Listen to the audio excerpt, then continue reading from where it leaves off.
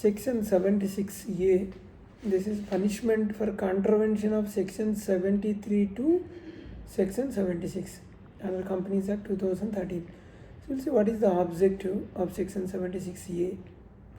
Section 76A provides a strict punishment for companies and their officers for illegal acceptance of deposits or failure to repay deposits and interest. So it is a deterrent provision to protect the depositors and ensures financial discipline.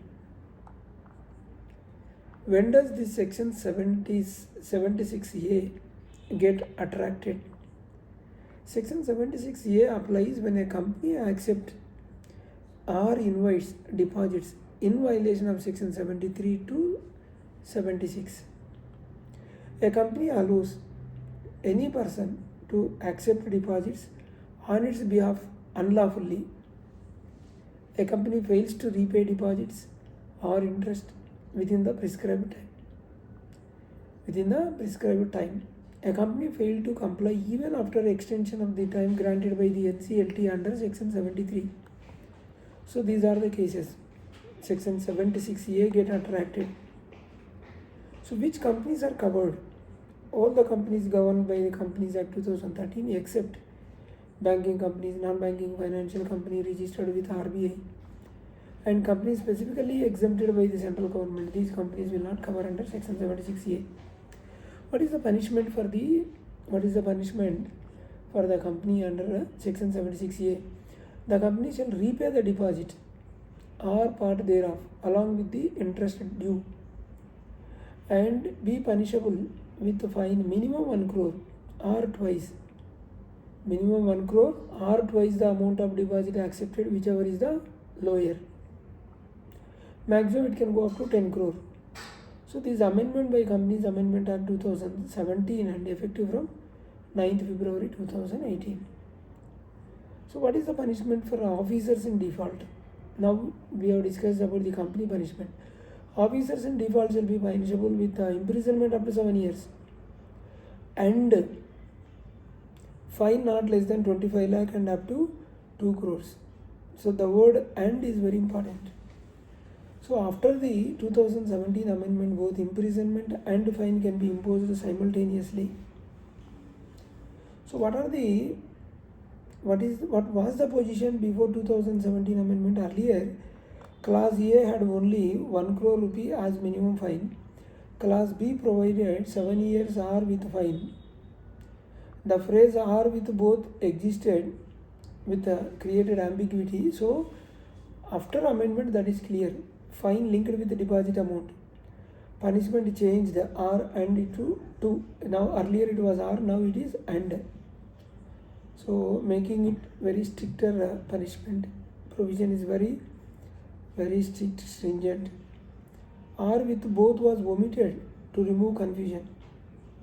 So what is the significance of twice the amount of deposited accepted? It ensures proportional punishment.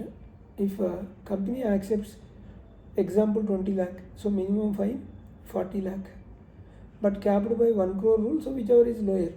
2 crores, that twice comes to 4 crore, so minimum fine 1 crore, so lower amount applies.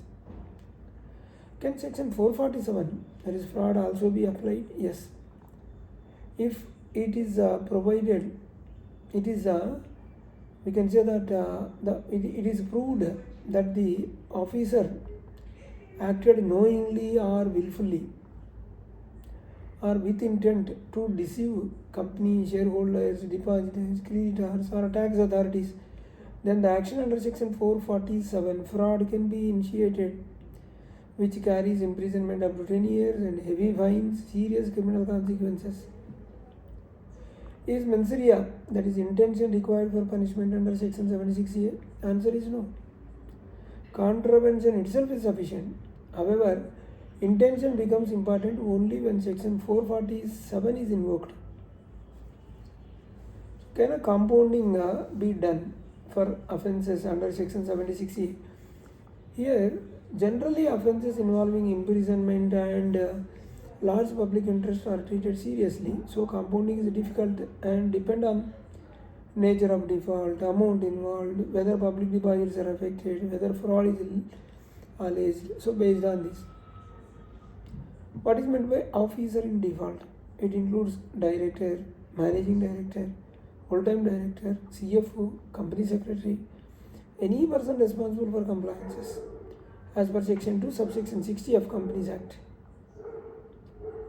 Does mere non-repayment attract 76A? Yes.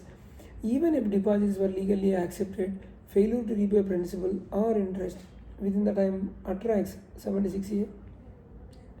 So tribunal extension is relevant? Yes. If NCLT grants extra time under section 73 and the company still defaults, then section 76A becomes fully applicable. What compliance should companies ensure to avoid section 76A?